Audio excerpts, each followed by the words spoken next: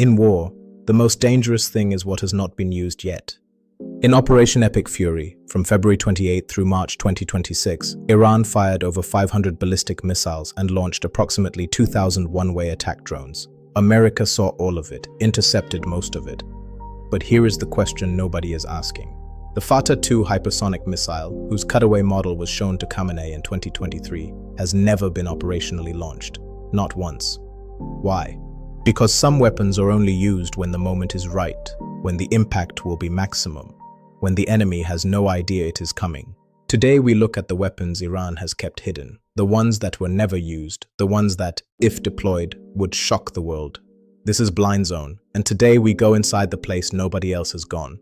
Part 1. First, understand Iran's naval strategy. Iran maintains two parallel naval forces. The IRIN handles blue water operations. The IRGCN controls the Persian Gulf. The IRGCN handles blue water operations through asymmetric tactics. The Persian Gulf's confined geography partially negates America's oceanic advantages.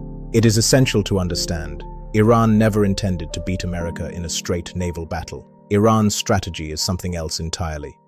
It is a trap.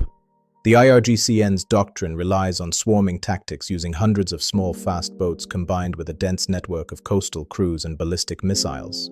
America moved first and put Iran in defensive mode. Iran lost the majority of its naval capability in less than 10 days. But, and this is the most important point, Iran has not yet used its most dangerous weapon. Armed. Part 2. Secret Weapon 1. The Fatah-2 hypersonic missile.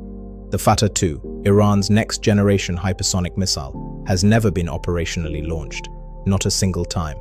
The Fatah-1's defining feature is a solid-fuel post-boost propulsion motor. As the missile descends, it suddenly changes direction and accelerates. Iran claims the Fatah hypersonic missile can achieve speeds of up to Mach 13. Western analysts acknowledge Iran is pursuing faster and more agile missiles.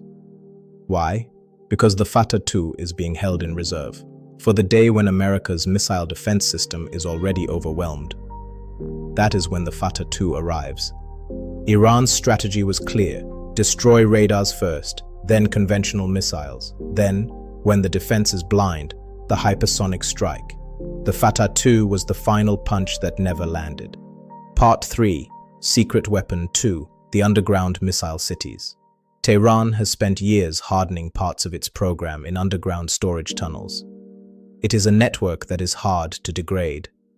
Iran has publicly revealed the concept of missile cities, underground facilities buried hundreds of meters inside mountains, where missiles are stored, ready to launch. These are the weapons America is still searching for. In Operation Epic Fury, Iran's underground bases were so well concealed that America did not have a complete picture. Here are the missiles still sitting inside those mountains. The Sejil, 2,000 kilometers. The Khorramshahr, 2,000 kilometers. The Khaybar Shekan, the Haj Qasem, all still underground, never used, waiting. Part 4. Secret Weapon 3. The Qasem Basir, the radar killer. It is reportedly an upgraded Haj Qasem missile equipped with electro-optical seekers. The missile sees its target with its own eyes. It is not guided by radar. It is not affected by radar jamming. Iran used cluster munitions to destroy radars, but the Qasem Basir goes further. It hits moving targets. Tamatsi bomb.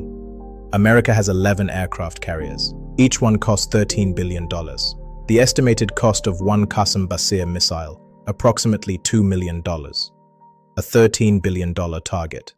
This is the equation that keeps military planners awake at night. Part 5. Secret Weapon 4. The Mines 3,000 to 5,000. Iran possesses an estimated 3,000 to 5,000 naval mines. Finding and removing mines is slow, dangerous, and expensive. The Strait of Hormuz's shallow waters make mine clearance difficult. If only a few hundred mines are deployed, global oil shipping could be seriously disrupted. Oil reaches $200 per barrel. Magida. This is the weapon America's Navy cannot simply block, because warships and submarines cannot enter a minefield until it has been cleared. 3,000 mines are still sitting in ports. Part 6. Secret Weapon 5. The Kilo submarines, the silent threat. Iran's 3 kilo class diesel-electric submarines are exceptionally quiet on battery power in shallow Gulf waters. They are the silent threat. Iran also maintains 21 Ghadir-class mini-submarines. These 120-ton vessels are particularly dangerous in shallow waters where sonar ranges are reduced. They hide and wait in ambush. On March 4, 2026, a US submarine sank the Iris Dina frigate. But what happened to Iran's Kilo submarines? Where are they? They are still being hunted, or hiding. A Kilo submarine running on battery power in shallow water is almost undetectable. If that submarine launches torpedoes, what stops it? That is the question US commanders are asking. Part 7. The 440 volt. When does it come? Iran has all of these weapons. Fatah 2 unused. Missile cities intact. Full mine inventory not deployed. Kilo submarines in unknown positions. So why has Iran not delivered the 440 volt yet?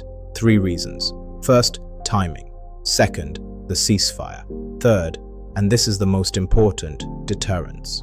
A weapon is most powerful when the enemy knows it exists, but does not know when it will be used. The Fatah 2 that was never launched frightens America more than the Fatah 1 that was. The Kilo submarines, whose exact location nobody knows, create anxiety for every US warship commander in the Persian Gulf. The 3,000 mines keep the strait open only because Iran chooses to. This is Iran's 440 volt. Not the missiles that were fired, the missiles that were not. The threat that exists, but has never been used, is always more powerful than the one that has. Outro.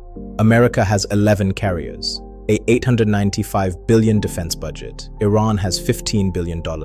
But Iran has one more thing. Hardened underground tunnels, protected launch sites. Inside that capability, the Fatah 2 sits. The Qasim Basir waits. 3,000 mines are ready. Kilo submarines are somewhere in the water. Those weapons are still there, underground, ready.